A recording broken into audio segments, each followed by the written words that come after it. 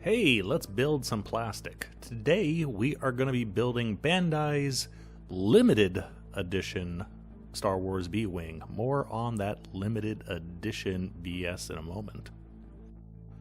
The kit is somewhere under 100 pieces total. I don't remember the exact number. And it is standard over-engineered Bandai kit, which is pretty much bulletproof once you put it together.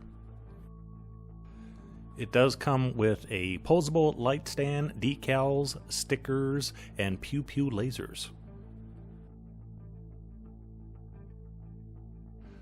Now, the reason why I call this limited edition bull is because I had to pay a premium price for this at Comic-Con several years ago, and it turns out, from what I can tell, the limited edition is more common and cheaper nowadays than the regular version. Frankly, I don't think I've seen the regular version on sale anywhere. It's always been the limited edition.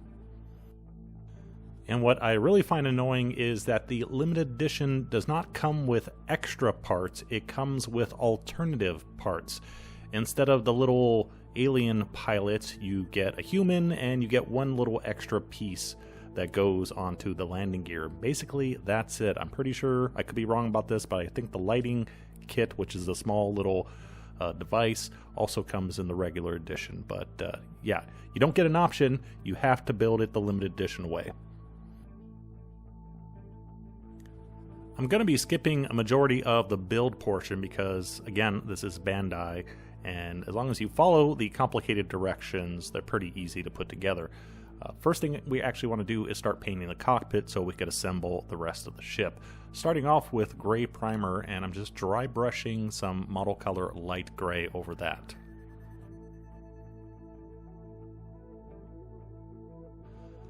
Next thing we do is paint all the various little buttons, screens, what have you, inside the cockpit using a variety of colors, mainly red, blue, green, and white. You can put these just about anywhere.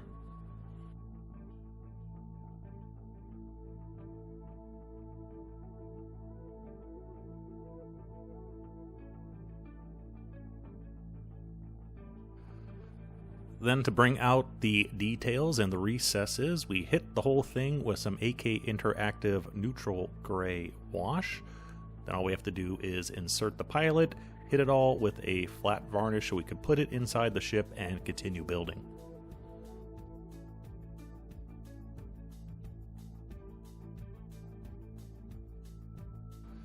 Like all of Bandai's Star Wars kits, they are snap together. You don't need to use glue, however, I always do because I don't want seam lines to pop open and crack the paint later on.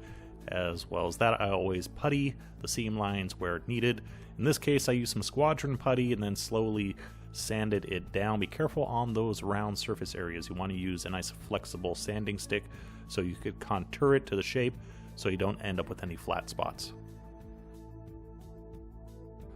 This is the engine light that you get with the kit. Very simple, small device, operates on 2 watch batteries, and this is kind of an aftermarket piece. It's kind of a generic piece Bandai makes that they put in several different kits, and it just goes in the back of the engine. You pop the little clear parts on and that's it, and just make sure you don't glue the engine in place so you can turn it on and off.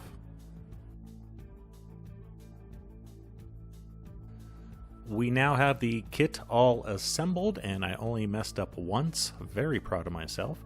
We mask off the cockpit, and we start off with an overall coat of Badger Minotaur gray primer.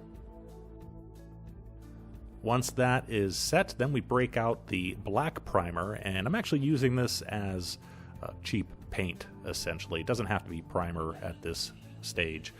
But I'm just using this to paint all the little nooks and crannies, areas that I don't want to be really a bright, obvious gray, so any areas we want to hide. Painting the engine intake areas, nooks and crannies around the wings, guns, etc. Anything that's going to be a dark color.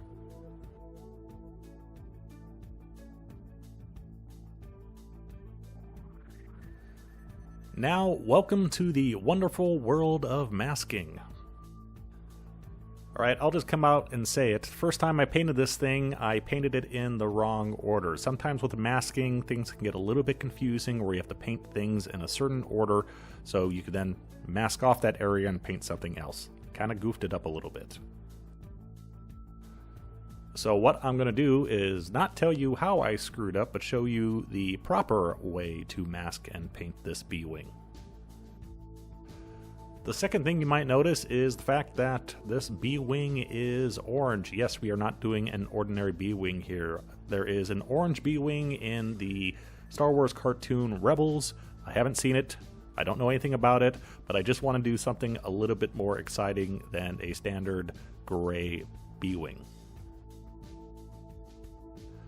So, finally back to our masking. I painted the areas that I want white on the model with Tamiya white. It's a very durable paint, and once that was dry for a few days, we put down our Tamiya tape.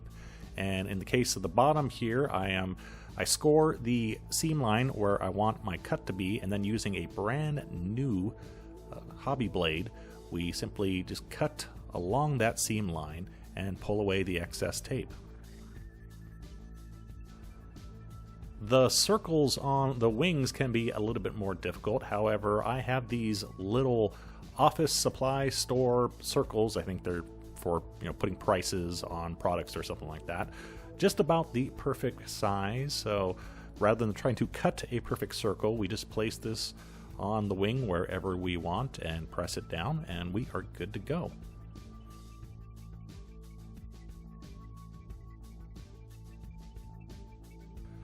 Like I said, we have our Tamiya white laid down and masked off, so we are doing the main body color now, which I had to mix up flat red and orange together to get the proper bright orange look. And this is built up over a few light coats. Whenever you are airbrushing with masking, remember you want to keep your paint a little bit on the not necessarily the thicker side, but make sure it's not runny, because you do not want that paint to run underneath that tape.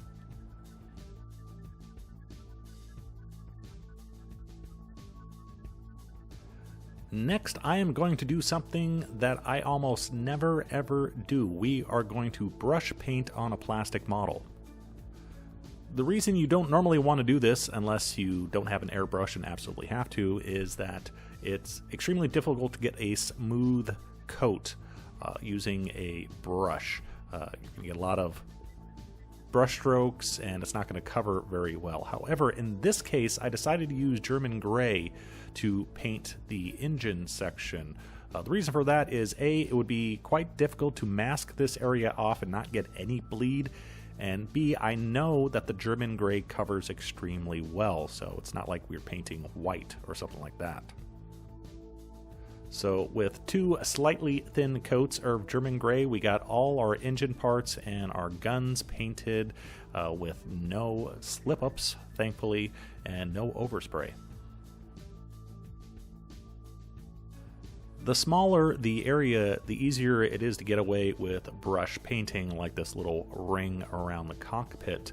And if you do need to paint a light color like white or yellow, you can build up to that using undercoats.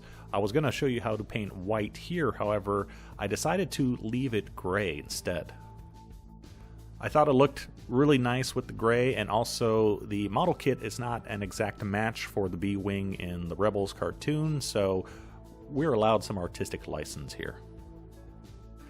Next, I'm going to show you a little trick on how to make your own decals. First thing you need is some blank decal paper. Actually, you can use some old decals and just paint over them. That works too. I'm using some Tester's white blank decal paper, but just cut out a slice however big you think you need, and then airbrush whatever color you want onto the paper. In this case, I'm using Tamiya flat yellow. Try not to spray too thick, and also once the paint is dry, you want to clear coat this with something to protect the paint. Once cured, you can cut out whatever shape you need and apply it like a regular decal. I thought doing this method would be easier than masking off these small areas. However, because I was applying them to a curved surface and the decal is pretty thick, it didn't adhere as well as I would have liked. Since my decal technique didn't work quite as well as I wanted, decided to go back to masking tape for the big stripes on the bottom of the ship. So all we have to do is take our Tamiya tape and place it on our cutting mat, making a little square or as big as we need. Using a ruler and once again a very, very new hobby knife, we cut it to shape. You can do it precise measurements. I basically just eyeballed it, and the markings are on both sides of the ship, so I cut both of them at the same time to get a mirror image of each side of the markings. And then once it's cut out, we just have to remove the one mask and place it on the ship, and then we can spray it just like we did with the rest of the masking. We want to keep our paint a little bit on the thicker side, make sure it's not running, make sure you're not spraying underneath the tape.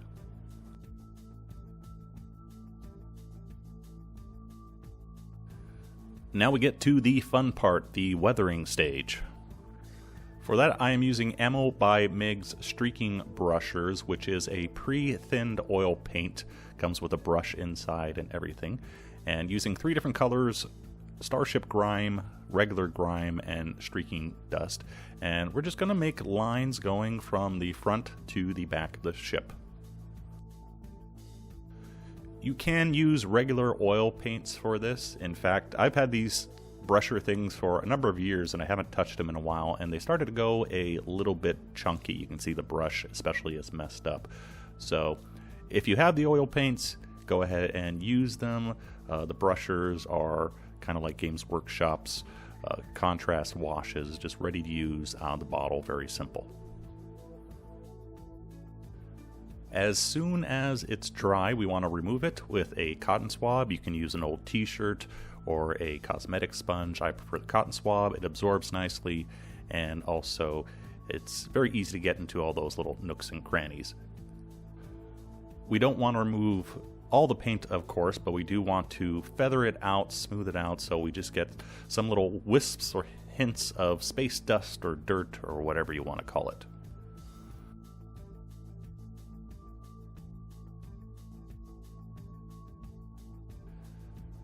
Next, we add some chips. I'm using Vallejo Panzer Ace's Dark Rust for this and a brush.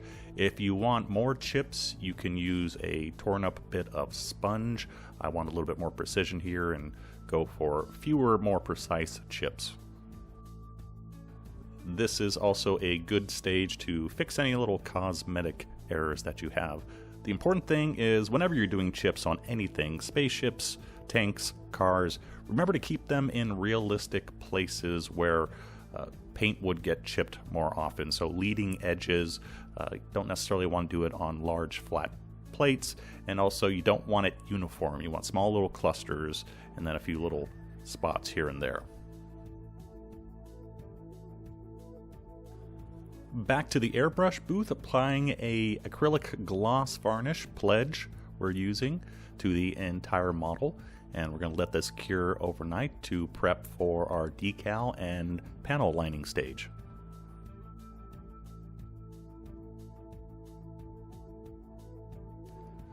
Reminder that this is from a cartoon, so small little details like decals, small little markings are really not present. So I sort of followed the instructions for the regular B-Wing about where the decals go. Also, I just put some wherever I felt I wanted a little bit of color. I also used some decals from various armor kits that I had just to add some markings here and there. For the panel lines, we are using AK Interactive's Landing Gear Wash. I use this color a lot for panel lines. It's black, but it has a little hint of brown in it. You can just slop this on with a big brush if you want a really dark stained ship. However, I'm trying to be a little bit more careful with it, working it into all the various panel lines. Once it is dry, and again, because I get a lot of questions regarding that. You want to wait till it is dry, but not much longer. If it's too wet, it'll streak when you try to take it off, and the longer you leave it on, the harder it is to remove. Now, reminder, we did put down a gloss surface first, so that makes it easier to remove the wash at this step, and it also protects the paint lying underneath.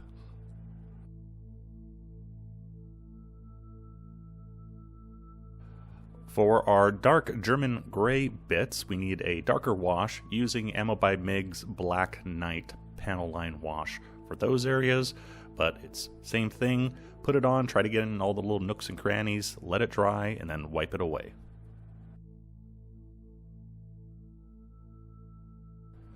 Back to the airbrush booth one more time. We got to put a matte varnish over the whole ship to take care of all that gloss that we applied previously, using Vallejo matte varnish for that, and I have added just a tiniest little kiss of model color beige. The beige adds a little bit more matte to our varnish, also gives it a little bit of a kind of a dusty, dirty film to it.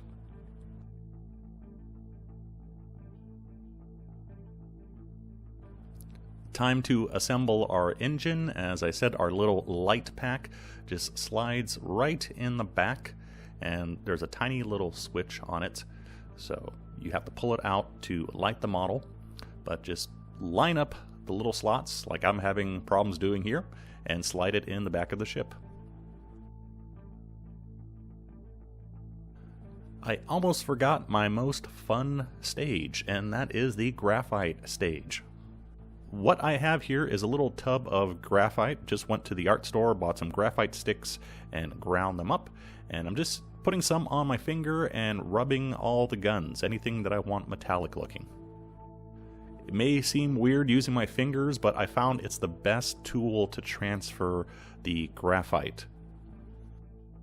I use this quite a lot in armor building for doing bare metal edges on the edges of tanks and things like that, and often I'll do it all over a model. In this case, I'm just doing the guns because I think we have enough weathering as is.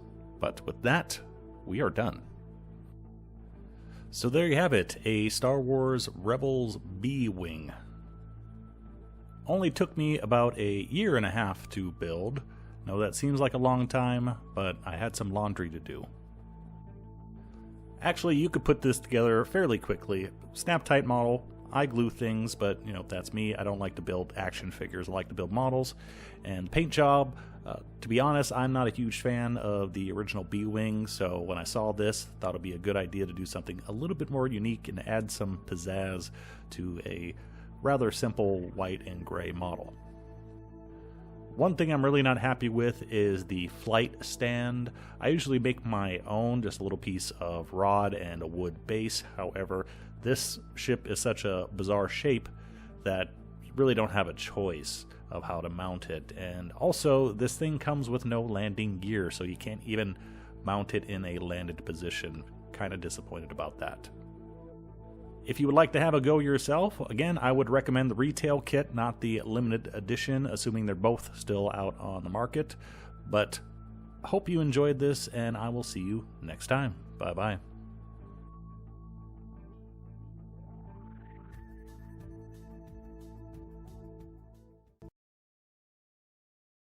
There's 2,486 parts. 485, sir. Each